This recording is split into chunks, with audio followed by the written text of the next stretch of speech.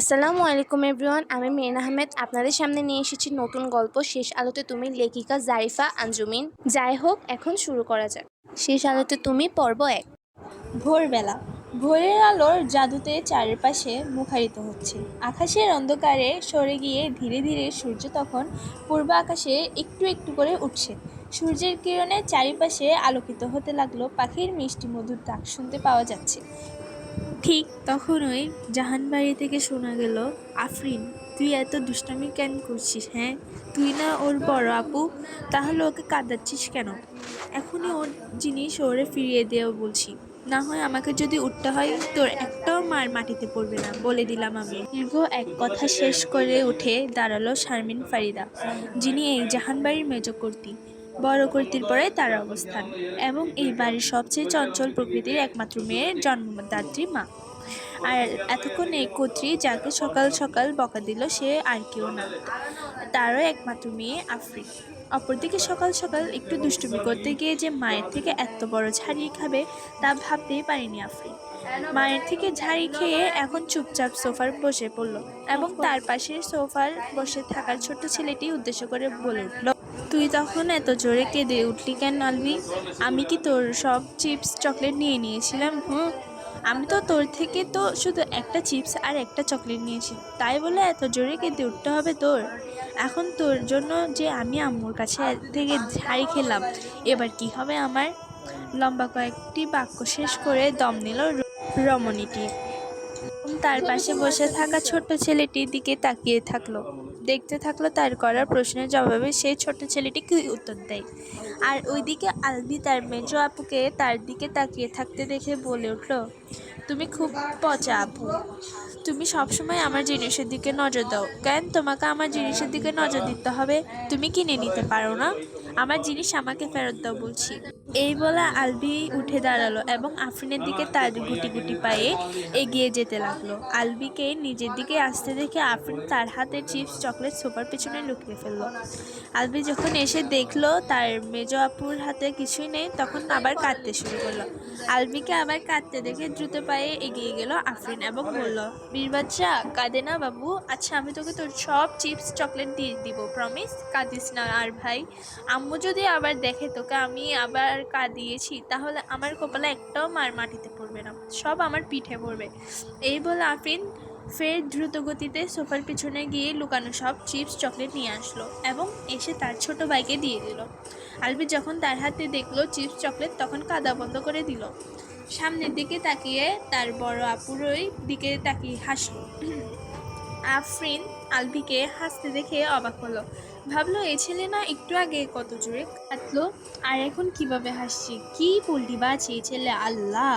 আলবি আফরিনকে তাকিয়ে থাকতে দেখে বলল, ধন্যবাদ আপনি, তুমি খুব ভালো, আমার জিনিস আমাকে ফেরত দিয়ে দিয়েছো, তুমি আমার খুব ভালো আপুই। আলবির মুখে নিজেকে ভালো বলায় তাকিয়ে রইল। একটু আগে না এই ছেলে তাকে খুব খারাপ বললো, আর এখন এগুলো পেয়ে ভালো বলে ফেললো। আফরিন বলল, আচ্ছা আলবি, তোকে এগুলো কে কিনে দিয়েছে? তোকে তো এতগুলো ছোট চাচু একেবারে কিনে দিবে না, তাহলে কে দিল তোকে? আফরিনের প্রশ্ন শুনে ফের আলবি বলে উঠল, উহো, বাবা দেয়নি তো, আমাকে এগুলো মেজো চাচু কিনে দিয়েছে আর বলেছে লুকিয়ে রাখতে, কিন্তু তুমি আমার এগুলো নিয়ে নিয়েছো। আমার আব্বু কিনে দিয়েছে, তো আমি নিলে আমাকে দিবি না তুই? এগুলো যেহেতু আব্বু কিনে দিয়েছে সেহেতু এগুলো আমার।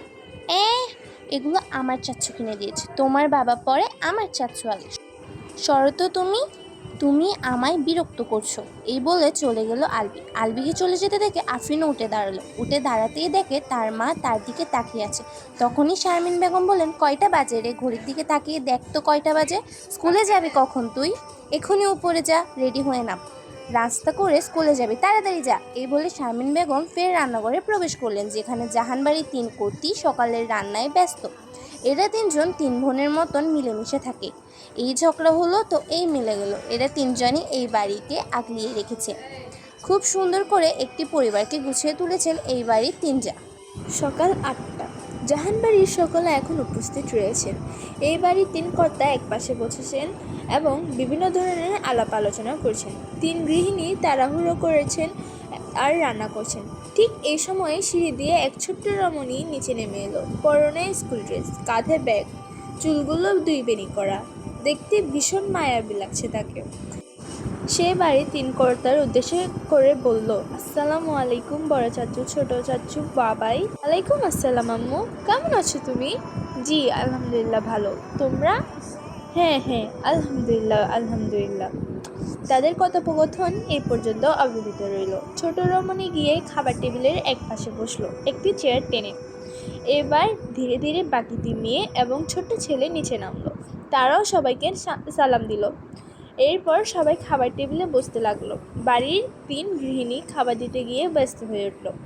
এই বাড়ির একটি নিয়ম সবাই মানতে হয়, তা হলো সবাই একসাথে বসে সকালের খাবার খাবেন এবং রাতে যে যেখানেই থাকুক না কেন সবাইকে নির্দিষ্ট একটি সময়ে একসাথে বসে রাতের খাবার শেষ করতে হবে। সবাই সবার মতো আলাপ আলোচনা করতে লাগলো এবং খেতে লাগলো, কিন্তু সবাই কথা বললেও একজন চুপচাপ শুনলো এবং খেলো। খাওয়া দাওয়ার পর্ব শেষ করলো সবাই। এখন বাড়ির ৩ কর্তারা কাজের উদ্দেশ্যে বের হবে। বাড়ির ২ মেয়ে এবং ছেলে যাবে স্কুলে, আর বাড়ির বড় মেয়ে যাবে ভার্সিটিতে। তাই বাড়ির ৩ গৃহিণী এদেরকে বিদায় দিলেন, সবাইকে সাবধানে থাকতে এবং যেতে বললেন। দুপুর 12:32। আফরিন চুপচাপ কান ধরে দাঁড়িয়ে আছে ফারাদ স্যারের ক্লাসে। আজকেও আফরিন স্যারের হোমওয়ার্ক করেনি। এ নিয়ে স্যার প্রচুর পরিমাণে বিরক্ত হয়ে আছেন আফরিনের উপর। ফারাদ স্যার বলে উঠলেন, আজকেও তুমি আমার ক্লাসের হোমওয়ার্ক করোনি? কেন আফরিন, কেন? তুমি একজন ভালো ছাত্রী হয়ে এমন হেয়ালি করছো কেন? তোমার থেকে বাকিরা কি শিখবে? আজ তোমাকে বলতে হবে তুমি কেন হোমওয়ার্ক করে আনোনি। Answer me. ফারাদ স্যারের কাছে ঝাঁকিয়ে চুপ করে মাথা নিচু করে তাকিয়ে রইল। চুপ থাকতে দেখে ফারাদ স্যার বলে উঠলেন, আমি তোমার ওপর খুবই বিরক্ত এবং আশাহত হচ্ছি Afrin. I will inform your mother all this today. Now sit down Afrin. Farad স্যারের বসতে বলে আফরিন চুপচাপ বসে পড়ল এবং মন দিয়ে স্যারের ক্লাস করতে লাগলো। স্যারও আর কথা বাড়ালেন না, তিনি ও তার ক্লাস শুরু করে দিয়েছেন, আর আফরিন এভাবে মন দিয়ে শেষ করলো বাকি ক্লাসগুলো। দুপুর 2:12। বাড়ির ৩ গৃহিণী দুপুরে খাবার আয়োজন করে কিছুক্ষণ আগেই উপরে গিয়েছে। এখন সবাই ফ্রেশ হয়ে নামাজ আদায় করে একেবারে নিচে নামবে। আর অন্যদিকে স্কুল ছুটি হওয়ার পর আফরিন চুপচাপ গাড়ি করে বাড়িতে চলে আসলো।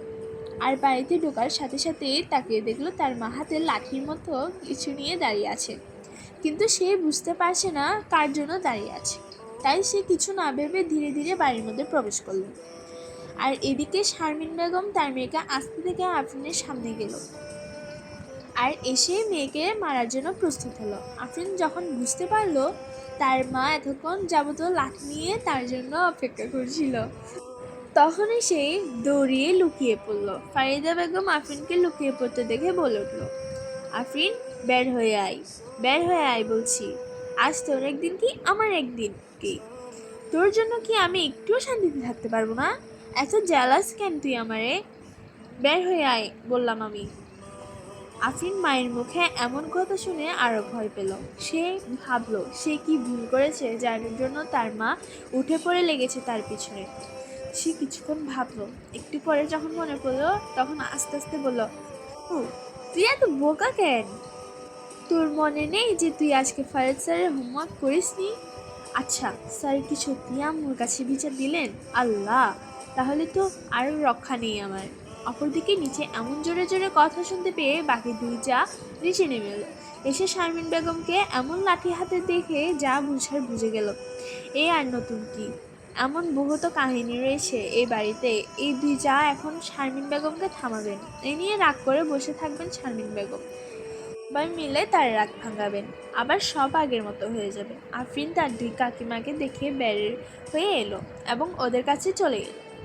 আফরিনকে বের হতে দেখে ফারিদা বেগম আবার তেড়ে গেলেন তার কাছে। তাকে তেড়ে আসতে দেখে 2 যা আফরিনকে তাদের পিছনে আড়াল করে রাখলো। তা দেখে শারমিন বেগম বললেন, আপা ওকে আমার কাছে দেন, ওর একটা বিহিত করতেই হবে আজকে।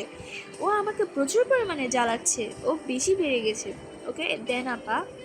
আজকে ওর একদিন কি আমার একদিন কি, ওকে তোমরা বাঁচিয়ে বাঁচিয়ে মাথায় তুলে ফেলতেছ, ওকে আমার কাছে দেন।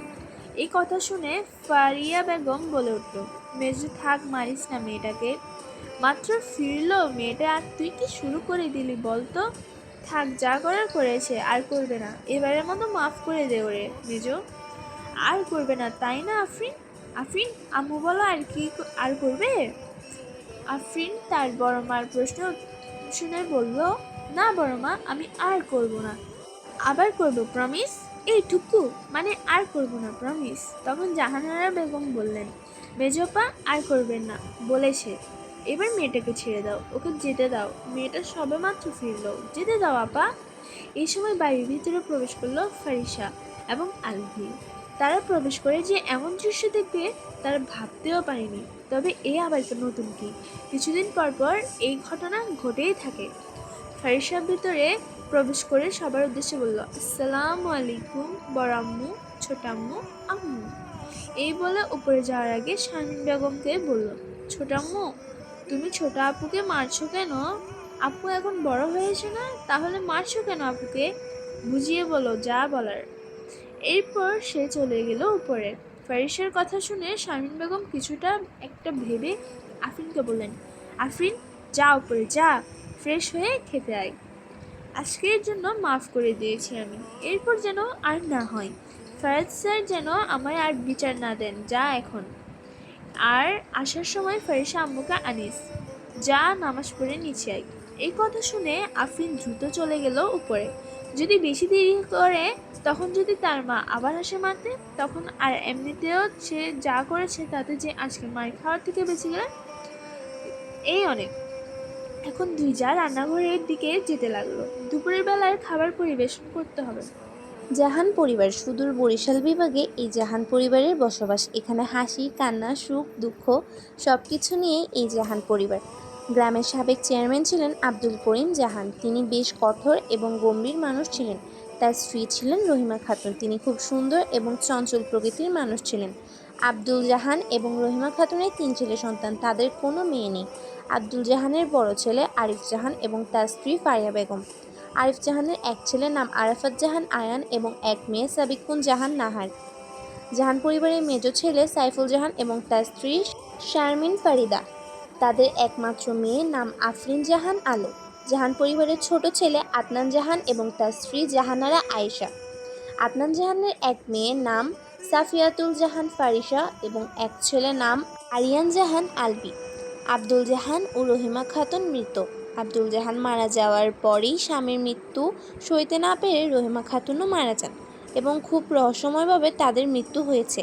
এখন জাহান পরিবারের ছোট সদস্যদের মধ্যে সবার বড় সাবিকুন জাহান নাহার, যে এখন অনার্স 4র্থ বর্ষের একজন ছাত্রী। হলুদ ফর্সা গায়ের রং, চুল কোমর পর্যন্ত, উচ্চতা 5 ফুট 4 ইঞ্চি লম্বা, দেখতে খুব মায়াবী, তার চোখের মণি বাদামি রঙের। নাহার খুব মিশুক প্রকৃতির মেয়ে।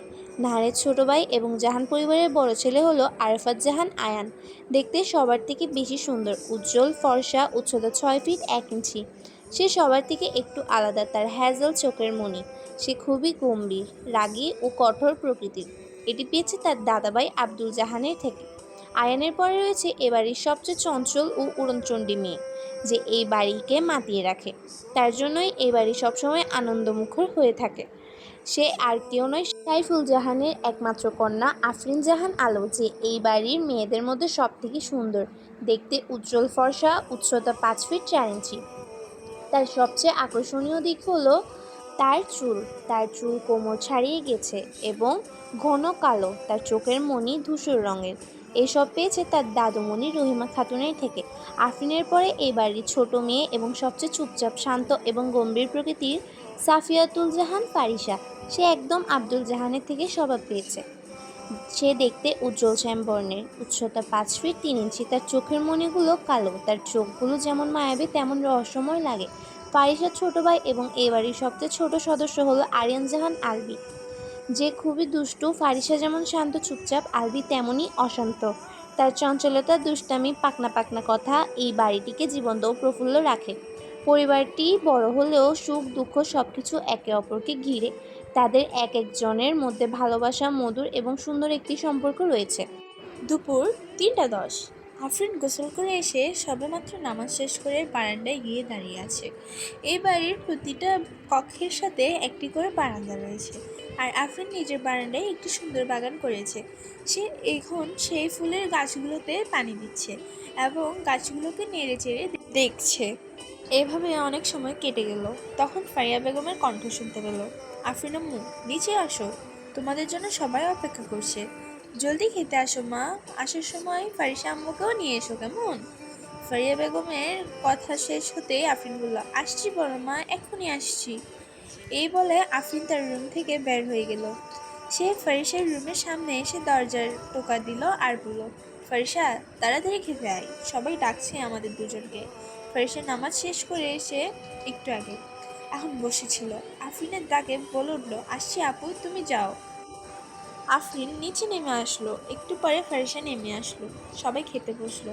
তখন ফরিদা বেগম বললেন, বড় আপা, নাহারের বিয়ের দিকটা ভেবে দেখলে হয় না? আমাদের মেয়ে বড় হয়েছে এখন, এই দিকটাও ভেবে দেখা দরকার।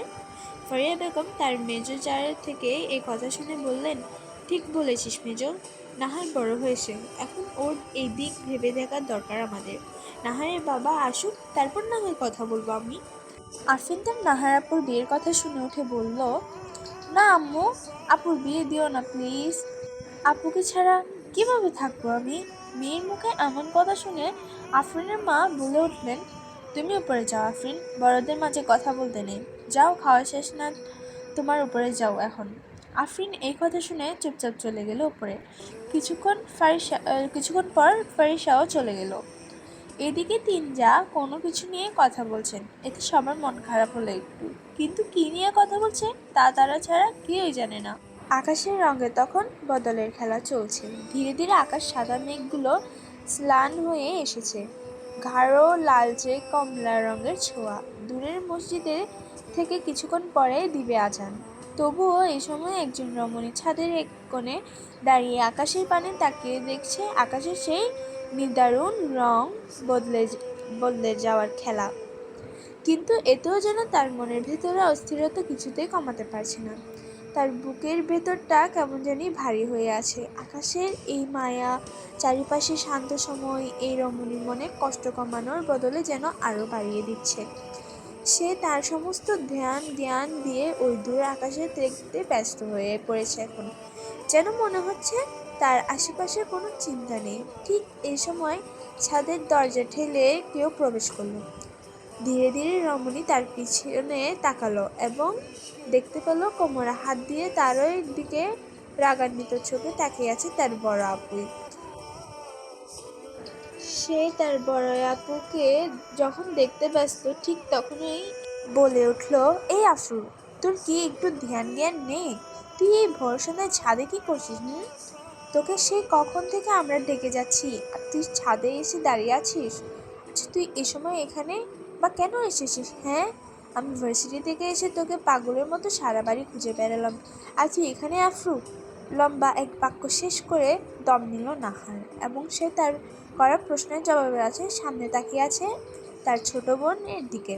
কিন্তু তার এক বুক আশায় মধ্যে পানি ঢেলে কিছু না বলে আফরিন তাকে দ্রুত জড়িয়ে ধরল, এবং সে দেখলো তার ছোট বোন তাকে জড়িয়ে ধরে কান্না করছে। আর তখনই সে দ্রুত বলে উঠল, কি হয়েছে আফরু? ওই কি হয়েছে তোর? বল আমার বাচ্চা, কি হয়েছে? এই দেখ আফরু, আমি তোর সব কথা শুনবো, তুই তোর আব্বুকে বল কি হয়েছে। আফরু, তোকে কি স্কুলে কেউ কিছু বলেছে? হোমওয়ার্কের জন্য স্যার মেরেছে নাকি? বল আমায় বাচ্চা, দেখি আমার দিকে তাকা তো আফরু, দেখি। এই বলে নাহার তার বুকের মধ্যে থেকে আফরিনের মুখ তুলল এবং সামনে দোলনায় গিয়ে বসল। নাহার দেখতে পেল তার ছোট্ট বোন কেঁদে কুঁদে চোখ মুখ লাল করে একাকারের অবস্থা করে ফেলেছে। সে আবার বলে উঠল, আফরুর বাচ্চা আমার, কেঁদে কি অবস্থা করে ফেলেছিস তুই? না কেঁদে তোর আপুকে বল প্লিজ। ঠিক তখনই ভাঙা ভাঙা কণ্ঠ নিয়ে আফরিন বলে উঠল, আপুই, জানিস আমায় না আম্মু বলেছে যে তোমাকে তাড়াতাড়ি বিয়ে করিয়ে দিবে বড় চাচু আর বড় কাকিমা, আর তোমাকে অনেক দূরে পাঠিয়ে দিবে। আচ্ছা আপুই, বিয়ে করলে কি তুমি আমায় থেকে অনেক দূরে চলে যাবে?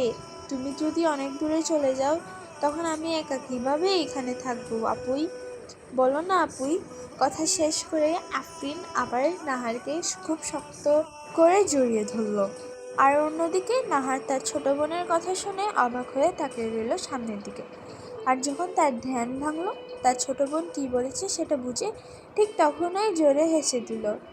তার হাসির শব্দ শুনতে পেরে ছোট্ট রমণী মুখ তুলে তার বড় আপুর দিকে চোখ ছোট ছোট করে তাকিয়ে থাকলো আর বলে উঠল, আপুই, তুমি হাসছো কেন? তোমাকে কি এই সন্ধ্যাবেলায় কোনো জিন ভূতে ধরেছে নাকি? হ্যাঁ। তার এই কথা শুনে নাহার আবার হাসতে লাগলো, আর নাহারের দিকে এই ধ্যানে তাকিয়ে রইল আফরিন। আর বলে উঠল, আপুই, তুমি হাসছিলে কেন? তোমাকে কি এই সন্ধ্যাবেলায় কোনো জিনে ভূতে ধরেছে নাকি? হ্যাঁ। তার এই কথা শুনে নাহার আবার হাসতে লাগলো, আর নাহারের দিকে একদিনে তাকিয়ে রইল আফরিন। এভাবে তাকিয়ে থাকতে দেখে নাহার বলে উঠল, আফরু বাচ্চা আমার, তোকে এসব কথা কে বলেছে? আর বলেছে দেখে কি তোকে কাঁদতে হবে? হ্যাঁ, তুই কাঁদছিলি কেন পাখি? আর আমি তো তোর কাছেই আছি, তাই না? তাহলে তোকে কাঁদতে হবে কেন? আর বিয়ে হলে কি আমি তোকে ভুলে যাব নাকি? তোকে পর করে ফেলবো? তোকে মেজো কাকি কি না কি বললো, আর তুই সেটা ভেবে কাঁদছিস? তাহলে সন্ধে ছাদে এসে? তুই কি বোকা আফরু? আফরিন তার বড় আপুই থেকে এই কথা শুনে সামনের দিকে দেখতে থাকলো। নিচের দিকে তাকে মিনমিন করে বলে উঠলো, তুমি আমার কষ্ট কখনোই বুঝলে না আপুই। তুমি কোথায় আমার কষ্ট কমিয়ে দিবে তা না তুমি হাসছো? তুমি জানো তোমায় ছেড়ে থাকা কতটা কষ্টের আমার জন্য? ও তুমি কেন বুঝবে? তুমি তো ধুর, তোমার জন্য কাদাটাই লস। কই আমি তোমার জন্য কাছে তুমি আমাকে আদর করবে তা না, তুমি আমাকে আরো খেপাচ্ছ কেন আপুই? কেন কেন তুমি আমায় বুঝো না? কথা শেষ করে আবার তার আপুয়ের দিকে তাকালো। সে দেখলো তার দিকে তাকিয়ে খুব মনোযোগ দিয়ে কথাগুলো শুনছে নাহার। কিছুক্ষণ তারা দুজন দুজনের দিকে তাকিয়ে থাকলো। হঠাৎ করে নাহার বলে উঠলো, আমার বোকা আফরু, তুই এত ভালো কেন রে? তুই আমায় এত ভালোবাসিস? আল্লাহ, আমি তো জানতামই না আফরু বাচ্চা আমার এত ভালোবাসে। আচ্ছা, আমার এত ভালোবাসিস কেন রে আফরু? কথা শেষ হতে না হতেই নাহার দেখলো তার কোলে গুটিসুটি মেরে শুয়ে পড়েছে আফরিন, এবং তার কোলে শুয়ে তার দিকে তাকিয়ে আফরিন বলল, আমি জানি না আপু তোমাকে কেন এত ভালোবাসি, আমি জানি না তুমি কেন আমার এত প্রিয়, আমি জানি না কিছু, কিন্তু জানি আমি তোমাকে সবার থেকে খুব বেশি ভালোবাসি। ভালোবাসি মানে ভালোবাসি, কোনো কারণ ছাড়াই ভালোবাসি আমি তোমায়। এই বলে চুপ হয়ে গেল আফরিন। কিছুক্ষণ পরে আবার বলে উঠল, আপুই, আমি কিন্তু তোমাকে ছাড়া থাকতে পারবো না, বলে দিলাম। আরও এও বলে দিলাম, আমি কিন্তু তোমাকে বিয়ে করতে দিব না। এরপর নাহার তার ছোট বোনের কথা শুনে বলে উঠল, আফরু, তুই কি ভুলে যাচ্ছিস আমরা মেয়ে? আর এই পৃথিবীতে একজন মেয়ে হিসেবে জন্ম নিলে তাকে একদিন না একদিন বিয়ে করতেই হয়। তার বাবার বাড়ি ছেড়ে তাকে শ্বশুর বাড়ি পাড়ি দিতে হয়, একটা সংসার গড়ে তুলতে হয়। আর একটি মেয়ের যদি বিয়ে না হয়, তখন আমাদের সমাজের মানুষ কত নানান ধরনের কথা বলে।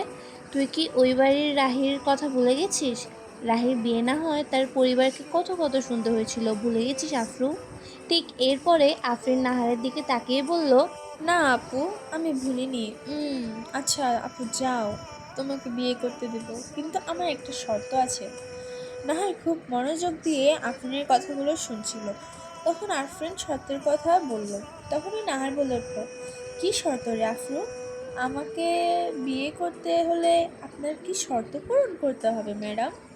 এই কথা শুনে আফরিন কিছুক্ষণ ভাবলো। একটু সময় অতিক্রম হওয়ার পর ঝটপট করে বলে উঠল, শর্ত শর্ত হলো তুমি এবং তোমার জামাই বিয়ের পরে আমাদের সঙ্গে এই বাসাতেই থাকবে। ওই মানে ঘর জামাই আর কি। তুমি কি শর্তে রাজি আপু? কথা শুনে নাহার হো হো করে হেসে দিল এবং বলল, আচ্ছা যা আফরু, আমি তোর শর্তে রাজি। এবার খুশি তো তুই? হুম এবার একটু হাসি দে মেরি মা। আফরিন তার আপুর কথা শুনে একটু হাসলো, তবুও মন খারাপ দূর হলো না। যদি তার আপু সত্যিই তাকে ছেড়ে চলে যায়, তখন সে কি করবে? এই চিন্তা তার মাথায় রয়ে গেল। তাকে চুপচাপ থাকতে দেখে নাহার তার মাথায় হাত বুলিয়ে দিতে লাগলো। তাদের এই গল্প করতে করতে কখন যে সন্ধ্যা পেরিয়ে রাত হলো তারা বুঝতেই পারলো না। ঠিক এই সময়ে আবারও ছাদের দরজা ঠেলে প্রবেশ করলো এক ছোট্ট মেয়ে। তাদেরকে এই অবস্থায় দেখে সে ভীষণ রাগ করলো এবং বলে উঠল, বড় আপুই, ছোট আপুই, তোমরা এই রাত বিরাতে ছাদে কি করছো? আর তোমাদের যে ডেকে ডেকে হয়রান হয়ে গেলাম তার কি হবে? হ্যাঁ, তোমরা এখানে বসে গল্প করছো? তোমাদের দুজনকে এক্ষুনি নিচে যেতে বলেছে বড় আম্মু। এক্ষুনি তোমরা ছাদ থেকে নামো। তোমাদের জন্য আমার কত কষ্ট করা লেগেছে। নাম বলছি, দ্রুত নিচে যাও, তোমাদেরকে সবাই খুঁজছে। এ বলে ঝড়ের বেগে ছুটে আসা ফারিসা আবার ঝড়ের গতিতে চলে গেল। তার এরকম কথা শুনে আফরিন এবং নাহার দুজনেই অবাক হলো বেশ। নাহার কিছুক্ষণ একটা ভাবলো, আর যখনই তার একটি কথা মনে পড়লো ঠিক তখনই দ্রুত সে বলে উঠল, আফরু বাচ্চা দ্রুত নিচে চল, তোকে খুঁজতে নিয়ে যাওয়ার কথা ছিল আমার। আমি তোর কথার সাগরে ডুবে এতক্ষণ ছাদে ছিলাম। আজ আমাদের রক্ষে নেই আফরু, দ্রুত চল দ্রুত। এ বলে নাহার আফরিনের হাত ধরলো এবং আফরিন নাহারের কথা শুনে বলল, তাড়াতাড়ি চলো তাড়াতাড়ি, আজকে না জানি আমাদের কপালে কত মার জুটবে। আল্লাহ এবারের মতো আমাদের বাঁচিয়ে দাও। এ বলে নাহার ও আফরিন দুজনেই দ্রুত পায়ে নিচে নেমে গেল। আর সিঁড়ি দিয়ে নামতে নামতে শুনলো কে একজন কিছু একটা বলছে। ধীরে ধীরে সিঁড়ি দিয়ে নামতে বুঝলো এ আর কেউ নয়, তাদের বড় কর্তি। এই মেয়েদেরকে নিয়ে আর পারি না, একজনকে পাঠালাম আরেকজনকে আনতে, সে নিজেই আরেকজনের পাল্লায় পড়ে গল্প করছে। আজকে নামুক দুজন ছাত্রীকে, একটারও মায়ের মাটিতে পড়বে না। আপা, এই আমি বলে রাখতাম, কেউ যেন তোমরা বাঁচাতে না আসো। এই কথা শুনে তারা দুজন আরও দ্রুতগতিতে নিচে নামলো। তারপর তারা দুজন দেখলো ফারিয়া বেগম তাদের দিকে রক্ষু চোখে তাকিয়ে আছে এবং বলল, নাহার, আফরিন না হয় ছোট মানুষ, কিন্তু তুই তো বড় হয়েছিস তাই না, তোকে পাঠালাম আফরিনকে আনতে, আর তুই ওর সাথে এই ভর সন্ধ্যায় ছাদে বসে গল্প করছিস। তোর কি জ্ঞান বুদ্ধি সব লোপ পেয়েছে? না মা, আসলে আসলে আসলে হয়েছে কি? কি আসলে আসলে লাগিয়েছিস? যা উপরে যে দুজন নামাজের সময় তো পার করেছিস, এখন যা কাজা নামাজ আদায় করে আয়। যা নামাজ পড়ে নিচে নেমে সন্ধ্যায় নাস্তা করবি, আর আসার সময় ফারিসা আম্মুকে ডেকে নিয়ে আসিস, যা। ফারিয়া বেগমের কথা শেষ হতে আফরিন ও নাহার উপরে চলে গেল। কিছুক্ষণ পর সবাই সন্ধ্যার নাস্তা শেষ করলো। বাড়ির বড়রা রান্না করতে গেল আর ছোটরা গেল পড়ার টেবিলে। ফারিসা তার রুমে এসে মোবাইল ফোন নিয়ে কাউকে মেসেজ করতে লাগলো। ও গাইস, এটা ছিল আমাদের ফার্স্ট ভিডিও। তোমরা সাপোর্ট করো এবং লাইক সাবস্ক্রাইব করে দাও নতুন নতুন গল্পের জন্য। টেক লাভ। আল্লাহ হাফেজ।